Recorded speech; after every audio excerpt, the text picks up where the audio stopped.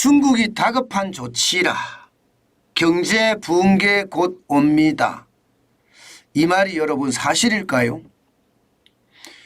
지금 지표로 보기에는요. 사실일 가능성이 점점 커지고 있습니다. 일단 이것부터 먼저 한번 보시죠. 중기 유동성 지원기구 MLF라는 겁니다.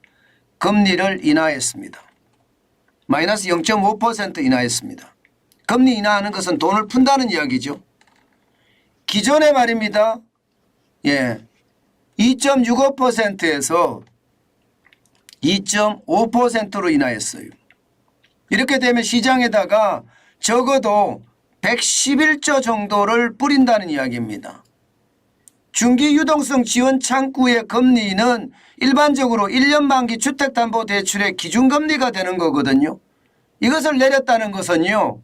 쉽게 말하면 집을 사라는 거예요. 지금 전국에 집이 비어 있으니 정부가 직접 대출을 낮춰줄 테니까 집을 사라 이런 얘기예요. 그런데 살까요? 아마 사지 않을 겁니다.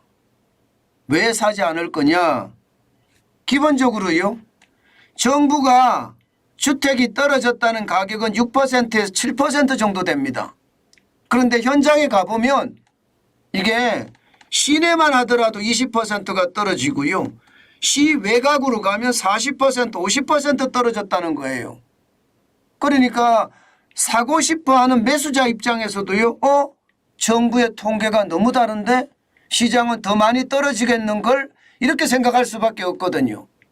그러면 시장에 가보면 야 이거 더 떨어지겠다 놔두자. 지금은 안 사는 게 낫겠다 이렇게 생각할 수가 있거든요. 이게 심리입니다. 심리. 여기에다가 말입니다.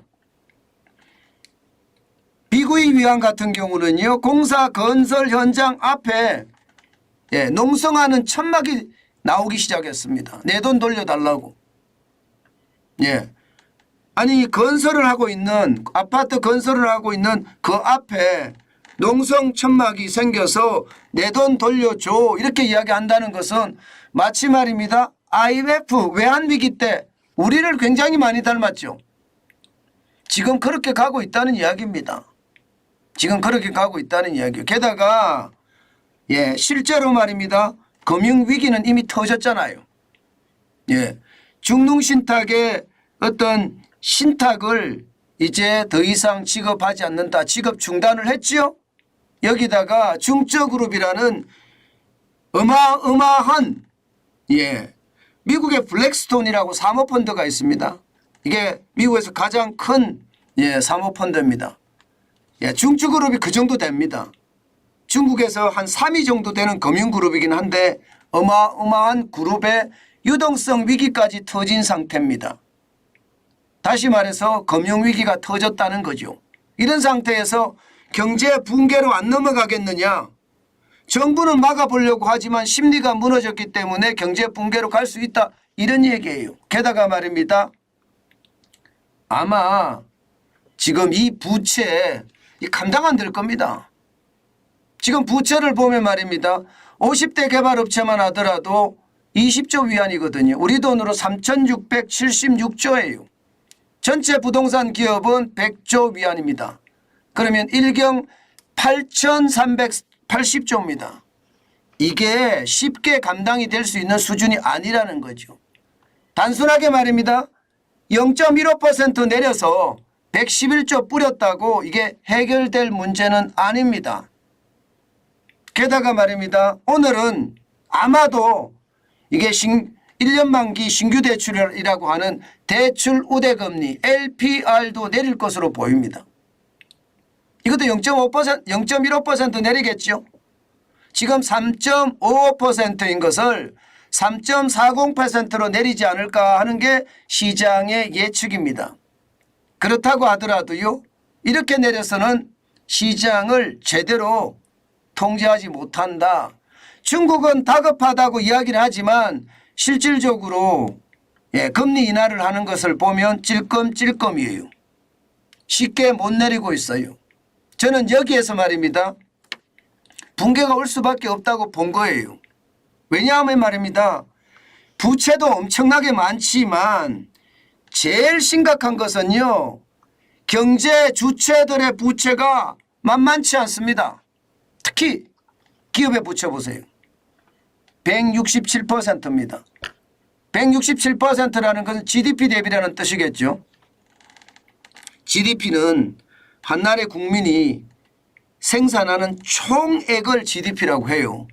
그 GDP보다가 기업은 167%예요. 세계 최고 수준입니다. 버텨낼까요? 기업이 버텨내기가 쉽지 않습니다. 그나마 가계부채는 63.3%로 좀 적은 편이에요. 그래서 정부에서는요. 1년 만기 대출금리를 낮춰주면서 집 사라 이거예요. 가계부채 이 정도는 괜찮다. 대한민국은 가계부채도 100%가 넘잖아요. 거기에 비하면 중국은 63.3%니까 내려준다 이거예요. 내려준다. 네, 그렇지만 정부 부채는 51.5%이기 때문에 이것도 쉽지 않습니다. 쉽지 않습니다. 자, 문제는요. 문제는 가계가 사주면 좋겠는데 가계가 63.3%니까 조금 더 부채 비율이 올라가도 상관없다. 중국 정부는 그렇게 생각하는 것 같거든요. 그래서 신용대출에 대한 신규 대출에 대한 금리도 내려주고 주택담보대출에 대한 금리도 내려준다. 이렇게는 이야기하지만 그게 쉽지는 않을 듯하다 이거예요. 이렇게 되면 여러분 결국은 부채에 대한 부담이 중국 입장에서도 있다는 겁니다. 이게 금리를 팍팍 내렸으면 좋겠는데 팍팍 못 내려는 이유 이것 때문이 아니겠습니까? 지금 2023년 1분기 기준으로 보면요. 중국의 총 부채 비율이 281.8%입니다. 전 세계 최고예요. 전 세계 최고. 2015년에 227.3%였던 것이 지금 281.8%입니다. 이거 감당하기 쉽지 않을 겁니다. 이거 진짜 감당하기 쉽지 않을 거예요. 이걸 감당하기 쉽다고 생각을 하면 결국 말입니다. 금리를 많이 내렸겠죠. 지금 금리를 적게 내리잖아요. 0.15라는 찔끔찔끔밖에 못 내리잖아요. 부채 비율이 워낙 크기 때문에 금리를 한꺼번에 많이 내렸다가 시장에 더 큰 붕괴가 올지도 모르니까 그게 시장에 대한 두려움이 저는 꽉 찼다고 생각합니다. 그만큼 말입니다. 위협의 어떤 그 수준이 굉장히 높다 이렇게 생각을 합니다. 제가 경제 붕괴는 곧 옵니다 이렇게 했잖아요. 이렇게 경제 붕괴는 곧 옵니다. 제가 이렇게 제목을 다른 데는 그만큼 심리가 무너졌고요. 중국 정부의 신뢰가 산산조각이 났기 때문이다. 이렇게 생각도 하는 겁니다. 게다가 말입니다. 어제 일요일이었잖아요. 일요일인데도 불구하고 경제장관들이 우리나라 경제장관들이 다 모였어요.